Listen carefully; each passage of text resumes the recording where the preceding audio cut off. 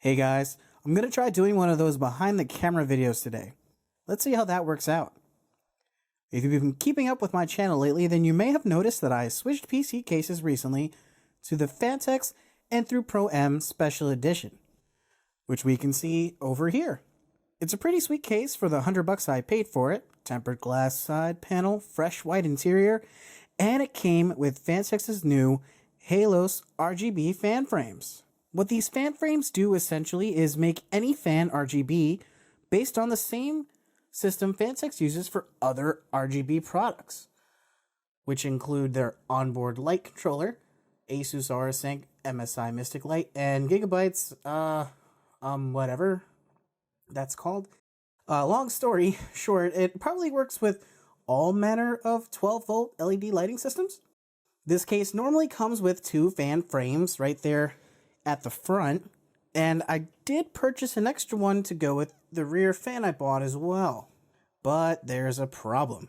One of the fan frames at the front has a couple of broken LEDs. Wait for it. There it is. Doesn't seem to be capable of showing the green channel on a couple of those towards the bottom on the top one. I would guess they're probably damaged in shipping, and if you set them to a color that doesn't use the green channel, it's not even really noticeable. But that's not really going to work for me. I'm a big fan of color cycling, and this pretty much kills it. Luckily, the plastic version of the Halos fan frames only costs $10. And I have a new one here that we can take a look at before I install it in the case. Included with the Halos fan frame are two sets of screws, long and short. That's pretty neat. Obviously, it's got a fan cable, and also wired to the fan is the LED wire. Give you a little show here. Screw bag. And the fan cable and the LED wire attachment as well. Not sure if these cables are proprietary only to Phanteks, but I do know that I needed an adapter to connect these cables to my motherboard. Luckily, however, they can be daisy chained for our convenience. So I'm going to go ahead and install this really quick so we can get a better view when it's all put together.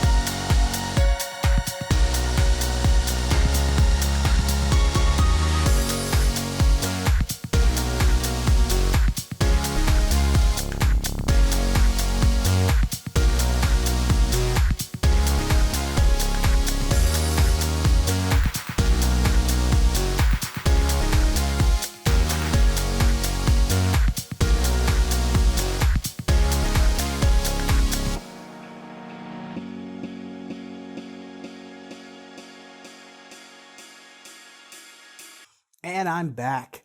This one looks like it's operating properly at least. And these fan frames may not seem like a big deal, but it's actually serious business.